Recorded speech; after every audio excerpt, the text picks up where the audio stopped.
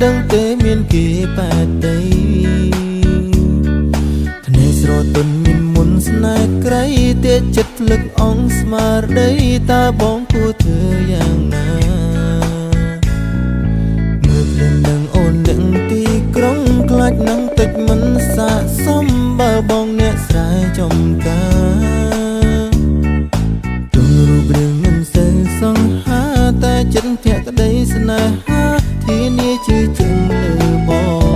ងអារម្មណ៍នេះអ៊ូលអាអេអាតាក់តាក់លើកលួចស្នេហ៍ឃើញភ្លាមអឹមអៀនអូនដឹងទេមានគេម្នាក់លួចប៉ែតីបេះដូងបងអ៊ូលអាកាំងលែងស្រដីតែកៅភ្នែកអាចបញ្ជាក់នៃបងលងស្នេហ៍លើអូនហើយបងអ្នកស្រែអ្នកស្រុកស្រែកូនអ្នកស្រែចំការធ្វើមិនដេចមានវាសនាក្បែរមានគោក្របីបងថែតាំងពីតូចអីលើវាធំតែពេលនេះចង់ថែមុំម្ដងគិតយ៉ាងណា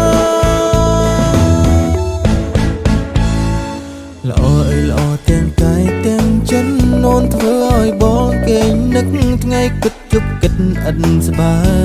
យជីនេះបងមិនយកប្រពន្ធឡើយបើមិនមែនគូត្រាំត្រៃសុខចិត្តសើកែទេអារម្មណ៍នេះអ៊ូលអាអេអាតាក់តាក់លើកលួចស្នេហ៍ឃើញភ្លាមអឹមអៀនអូនដឹងទេមានគេម្នាក់លួចប៉ែតីបេះដូងបងអ៊ូលអាកាំងលែងស្រដីតែកៅភ្នែកអាចបញ្ជាក់នៃបងលងស្នេហ៍លើអូនហើយបងអ្នកស្រែអ្នកស្រុកស្រែកូនអ្នកស្រែចំការធ្វើមិនដេចមានវាសនាក្បែរមានគោក្របីបងថែតាំងពីតូចអីលើវាធំតែពេលនេះចង់ថែមុំមុនกันយ៉ាងណា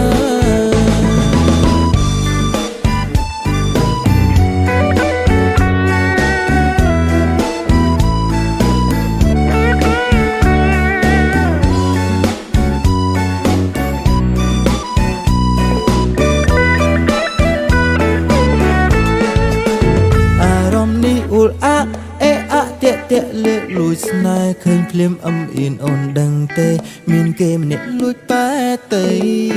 បេះដូងបងអ៊ូលអាកាំងលែងស្រដីតែកៅភ្នែកអាចបញ្ជាក់នៃបងលងស្នេហ៍លើអូនហើយអារម្មណ៍នេះ